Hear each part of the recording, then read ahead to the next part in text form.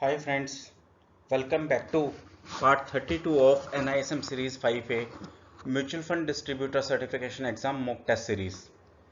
आज की वीडियो शुरू करने से पहले फ्रेंड्स मैं आपसे वही डिस्कस करना चाह रहा था। हम अभी 2-3 प्रोग्राम लेके आने वाले हैं, जिसमें हमारा फर्स्ट प्रोग्राम होगा मेंबरशिप प्रोग्राम। जो भी हमारे चैनल के मेंबर्स बनेंगे उनके लिए डेफिनेटली काफ़ी एडवांटेज होगी। उनको वेरियस टेस्ट कैसे पास करने हैं उसकी ट्रिक्स के बारे में बताया जाएगा, उनको हेल्प की जाएगी, उनको डेफिनेटली रिप्लाईज किए जाएंगे, टाइमली रिप्लाईज किए जाएंगे, उनके क्वेश्चंस डाउट्स लिए जाएंगे। और ये काफ़ी कुछ मेंबरशिप प्रोग्राम्स में डिटेल में डिस्क्राइब किया जाएगा कि different different categories of members के लिए क्या एडिड एडवांटेज होंगी। तो डेफिनेटली उस प्रोग्राम को सब्सक्राइब करना मत भूलिएगा। साथ ही में आपने जितने भी पार्ट्स अभी तक NISM series 5A mock test series के देखे उतने हम सभी पार्ट्स को एक सिंगल वीडियो में कंपाइल करेंगे, सो दैट आपके लिए इजी हो। जो एक ही साथ एक ही स्ट्रेच पर काफ़ी लंबे टाइम तक स्टडी करना चाहते हैं उनके लिए बेनिफिशियल होगा। फिर इसके बाद हम अपने व्यूवर्स और सब्सक्राइबर के लिए एक मॉक टेस्ट की सीरीज लेके आएंगे 100 क्वेश्चन की, जिसमें सिर्फ क्वेश्चंस होंगे, आंसर्स उसमें व्यूवर्स और सब्सक्राइबर को देने, और जो हाईएस्ट स्कोरिंग करेगा उसको डेफिनेटली बैंक्टोरियल की तरफ से कुछ मर्चेंडाइजिंग या कुछ डेफिनेटली अदर गिफ्ट्स बहुत ही अच्छे अच्छे मिलेंगे। तो आप डेफिनेटली उसको भी सब्सक्राइब करिएगा, वीडियोस को टाइमली देखते रहिएगा, और डेफिनेटली उस टेस्ट को अटेम्प्ट मत करना भूलिएगा, क्योंकि उस टेस्ट को अटेम्प्ट करने के आपके दो फाइंड एडवांटेजेस मिलेंगी आपको। एक तो डेफिनेटली आपको प्रिपरेशन में बहुत हेल्प करेगा, दूसरा आपको जो बैंक्टोरियल की तरफ से सरप्राइज गिफ्ट या मर्चेंडाइजिंग मिलेंगी वो आपको डेफिनेटली बहुत हेल्प करेंगी, और वो आपके लिए बहुत ही एक्साइटमेंट रहेगी। तो ये चीज़ों को सब्सक्राइब करना बिल्कुल भी मत भूलिएगा। और एक बार फिर से मेरी बहुत बहुत सिंसियर रिक्वेस्ट रहेगी आप ही सभी लोगों से कि प्लीज़ मेरे चैनल को आप सब्सक्राइब करें, अपने फैमिली फ्रेंड्स कलीग्स को रेफर करें, सो दैट वो सभी लोग इसका एडवांटेज ले पाएँ, और जो भी रिलेवेंट फील्ड में है वो डिफरेंट सर्टिफिकेशंस को हासिल कर पाएँ with minimal efforts and lot of education advantage in minimum time. तो लीजिए, इसी के साथ हम अपनी इस सीरीज के पहले क्वेश्चन से स्टार्ट करते हैं। हमारा आज का पहला क्वेश्चन है, if a complaint of an investor is not solved by AMC, investor has to complaint to. अगर कोई इन्वेस्टर की कोई कंप्लेंट है और वो AMC उसको नहीं सुन रहा है या उसको अटेंड नहीं कर रहा है, तो इन्वेस्टर्स को कहां पर अप्रोच करना चाहिए? A SEBI, B trustees, C sponsor and D R&D। इसका आंसर है हमारे पास A सेबी, जो कि एक रेगुलेटरी बॉडी है म्यूचुअल फंड्स के लिए, स्टॉक एक्सचेंज के लिए, स्टॉक्स के लिए, शेयर्स के लिए, कंपनीज के लिए। तो कंप्लेनेंट को वहां पर अप्रोच करना चाहिए, सेबी को, stock exchange board of India, अगर उसकी कंप्लेंट सॉल्व नहीं होती है थ्रू AMC। नेक्स्ट क्वेश्चन को मूव करते हैं। Tax deferral is available in growth, dividend और डिविडेंड री इन्वेस्टमेंट। तो देखिए, टैक्स डेफरल का क्या मतलब हुआ कि अगर मेरे पास कभी टैक्स ड्यू हो गया तो वो कब लगेगा।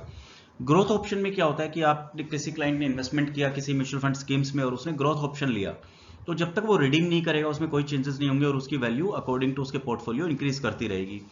अगर उसने 2 साल में रिडीम किया, 2 साल में अपना पैसा निकाला, तो उसको जो टैक्स लगेगा वो 2 साल के बाद लगेगा। 5 साल में निकाला तो 5 साल के बाद निकालेगा। अगर उसने कोई भी अपना टैक्स को उसको अपनी इन्वेस्टमेंट को रिडीम किया 10 ईयर्स में, तो 10 ईयर्स के बाद टैक्स लगेगा। तो इसलिए उसको बोलते हैं टैक्स डेफरल।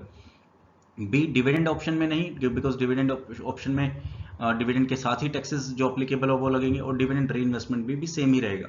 तो टैक्स डेफरल जो एडवांटेज मिलेगा वो ग्रोथ ऑप्शन में मिलेगा। Benchmark of sectoral fund investing in banking sector should be.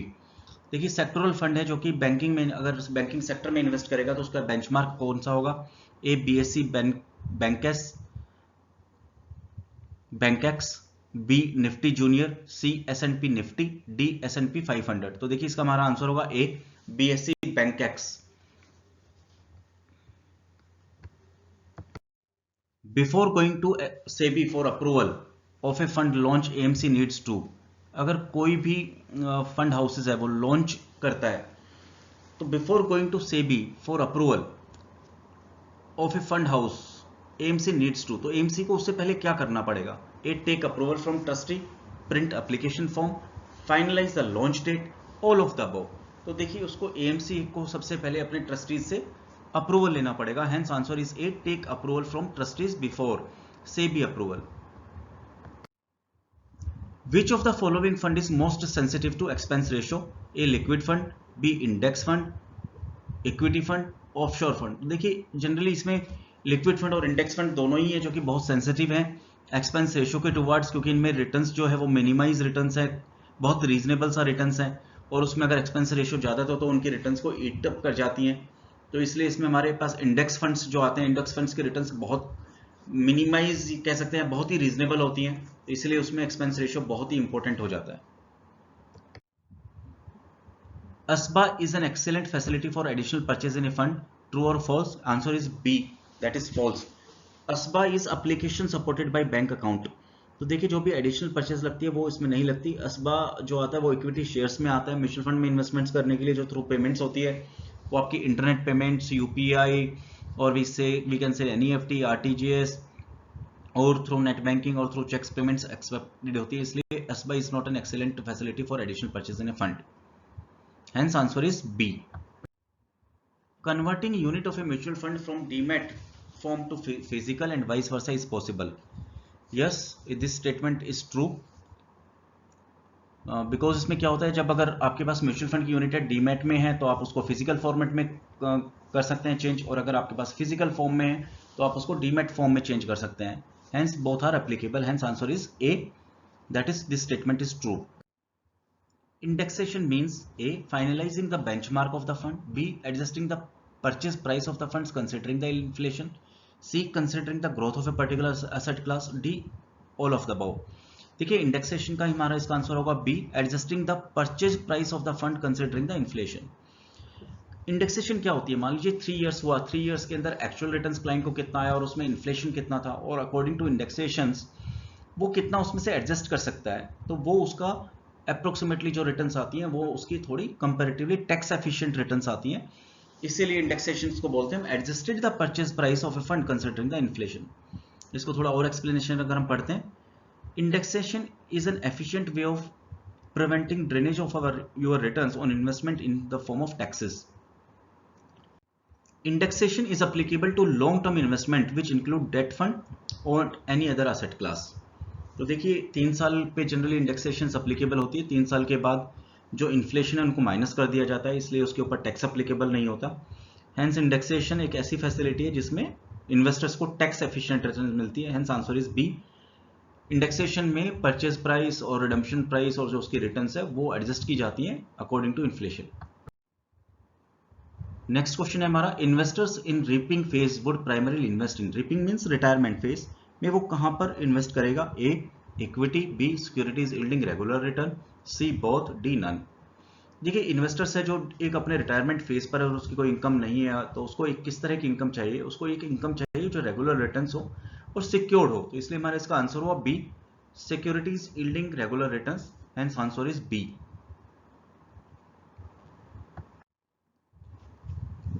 बैंक्टोरियल की इस वीडियो का नया क्वेश्चन है, most of the AMC publish portfolio of their schemes on their website. A daily, B monthly, C 6 monthly, D yearly. Answer is A, AMCs publish their portfolio and NAV of their schemes on their website on a daily basis. Next question है हमारा आज का, difference between unit certificate and account statement is a, unit certificate shows only closing balance while account statement showing opening balance, transaction and closing balance. B, there is no difference. C, unit certificate is issued at the time of NFO and the account statements are sent consecutively. D, account statement shows closing balance and unit certificate shows opening balance, transaction and closing balance. हमारा इसका answer है ए। देखिए difference क्या है unit certificate and account statement में? Unit certificate जो show करती है वो सिर्फ क्लोजिंग बैलेंस शो करती है, जबकि अकाउंट स्टेटमेंट है वो आपका ओपनिंग बैलेंस, उसमें ट्रांजैक्शन और उसका क्लोजिंग बैलेंसेस भी शो करती है। Hence answer is A. Which of the following is not the scheme specific risk factor? कौन सा जो रिस्क फैक्टर है वो स्कीम स्पेसिफिक नहीं है? A, risk arising from the scheme's objective, risk arising from the non diversification, C non previous experience in managing a fund, D movement in NAV because of the market movements. देखिए इसका answer हमारा D होगा, movement in NAV because of market movements, because वो market movements रहेगा NAV के basis पर, उसमें जो फ्लक्चुएट होंगे, फ्लक्चुएशंस होंगी एनएवी में मार्केट मूवमेंट्स की वजह से, वो सभी स्कीम्स पर एप्लीकेबल होंगी, उस कैटेगरीज ऑफ स्कीम पर। तो ये जो रिस्क है वो स्कीम स्पेसिफिक रिस्क फैक्टर नहीं होगा। Hence answer is D, that movement in NAV because of market movement will not be the scheme specific risk factor. Hence answer is D. A financial planner can use any of the model portfolio available on the web. Answer is true or false? Answer is B, that is false. देखिए financial planner को model portfolio ऐसा नहीं है कि website पे गए और उसने अपने क्लाइंट के लिए एक मॉडल पोर्टफोलियो लिया और वही चूज कर दिया, अदरवाइज उसका फाइनेंशियल प्लानिंग का हेल्प ही क्या, वो तो क्लाइंट भी अगर रीजनेबली थोड़ा साउंड होगा तो वो वेबसाइट पर जा सकता है, मॉडल पोर्टफोलियो चेक कर सकता है और अपना भी प्लानिंग कर सकता है. Hence, a financial planner should not use any of the model portfolio available on the web. Rather, he should use his mind and investor's capability funds available, his risk appetite. In NPS, tyre 1 account is compulsory for opening tyre 2 account. तो देखिए इसमें हमें पता है NPS में tyre 1 account होता है, tyre 2 account होता है. टायर 1 अकाउंट्स में बहुत आपकी फ्लेक्सिबिलिटी कम होती है कि उसमें आप कब पैसा निकाल सकते हैं, कब विड्रॉ कर सकते हैं, कितना कर सकते हैं, कितने का पेंशन कर निकाल सकते हैं. बट जबकि जो टायर 2 अकाउंट है उसमें आपकी पूरी फ्लेक्सिबिलिटी होती है, उसमें आप पैसा कभी भी डाल सकते हैं, कभी भी निकाल सकते हैं. इसलिए बट इसमें होता क्या, टायर 2 अकाउंट आप तभी खोल सकते हैं जब आपका ऑलरेडी टायर 1 अकाउंट हो. तो देखिए अब दोबारा से हम स्टेटमेंट रीड करते हैं. इन NPS tyre 1 account is compulsory for opening tier 2 account, and this statement is true because if you don't have a tier 1 account you can't open tier 2 account in NPS. बैंक्टोरियल की इस video का नया question, A retired couple with zero income should invest all his money into liquid fund. देखिए इसमें है कि हमारे पास ऑप्शन की एक कपल है, रिटायर्ड है, उनकी अभी जीरो इनकम है, तो क्या उनको सारा का सारा पैसा लिक्विड फंड में लगा देना चाहिए. देखिए किसी भी टाइम पे अगर हम सारा का सारा पैसा किसी एक ही स्कीम में लगा देंगे, whether it's a debt fund, liquid, equity, it will always be risky and this is not a correct decision making.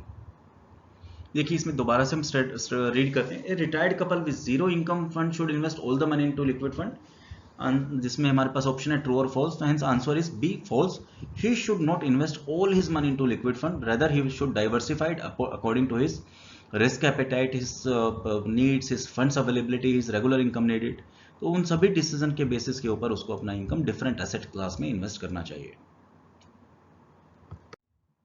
SIP can be done by A standing instructions, B ECS, C PDCs, D all of the above. तो देखिए SIP में जो investment होता है that is systematic investment plan, वो किसी भी mode पे हो सकता है. स्टैंडिंग इंस्ट्रक्शंस पे भी हो सकता है, ईसीएस पे भी हो सकता है, पीडीसीज पे भी हो सकता है, ऑल ऑफ द अबव पे भी हो सकता है. तो हमारा आंसर होगा D, all of the above. Concentration risk is highest in, देखिए A equity share, B bank deposit, C real estate, D commodity. देखिए कंसंट्रेशन रिस्क बैंक डिपॉजिट में हाईएस्ट है. अगर हम एक ही बैंक में अपना पूरा पैसा इन्वेस्ट कर दें और वहां पर कोई प्रॉब्लम हो, कोई डिफॉल्ट हो, तो कंसंट्रेशन रिस्क, कंसंट्रेशन का मतलब एक ही जगह कंसंट्रेट कर देना अपना पैसा, सिर्फ एक ही बैंक में, एक ही डिपॉजिट में, एक ही जगह पर. Hence our answer B is correct. Bank deposit, concentration risk is highest in bank deposit.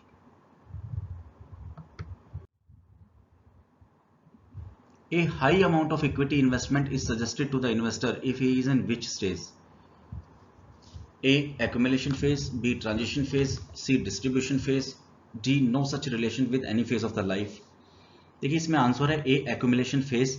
Accumulation phase वो है जब वो उसकी अर्निंग है, he is earning handsomely and he is able to accumulate that kind of money which he is able to save from his income. Accumulation phase में उसके पास काफ़ी पैसा अवेलेबल रहता है, वो रेगुलर इंटरवल पर वो पैसा अर्न भी कर सकता है, वो कमा भी सकता है, एडिशन भी कर सकता है. उसी चीज़ में उसी टाइम पर और उसी एक्यूमुलेशन फेज में वो अपने इक्विटी इन्वेस्टमेंट्स को सजेस्ट कर सकते हैं. Hence answer is A, that accumulation phase refers to the time in the life cycle of an investment when individual और investors builds up of their value of their annuity and investment. तो वो पैसा accumulate करता है और जब वो पैसा एक्यूमुलेट करता है तो उसी टाइम पर हम उसको इक्विटी इन्वेस्टमेंट्स है वो हाईली सजेस्टेबल होती हैं. तो फ्रेंड्स एंड गाइस आज तक के लिए इस वीडियो में हमारी पे यहीं तक के लिए. Again thank you very much for watching this video and please don't again forget to subscribe this channel and please keep on referring this channel to your friends, family members, your colleagues so that they can get their certifications in a very easy way with lot of knowledge. Again thank you very much. और आपके लिए हम जैसा हम बात भी कर रहे थे, बहुत ही जल्दी हम लेके आने वाले हैं आपके लिए मेंबरशिप प्रोग्राम. आपके लिए इन सभी मॉक टेस्ट सीरीज की कंपाइल की हुई वीडियो जिसमें आप एक ही साथ सारे क्वेश्चंस को देख पाएं. तीसरा व्यूअर्स और सब्सक्राइबर के लिए एक एक्साइटिंग क्विज कॉन्टेस्ट जिसमें होंगे 100 क्वेश्चंस और जो सबसे ज़्यादा स्कोरिंग करेगा उसके लिए बैंक्टोरियल की तरफ से बहुत अच्छा सरप्राइज गिफ्ट. तो again okay guys, thank you very much for watching this videos, have a nice day, tata bye bye.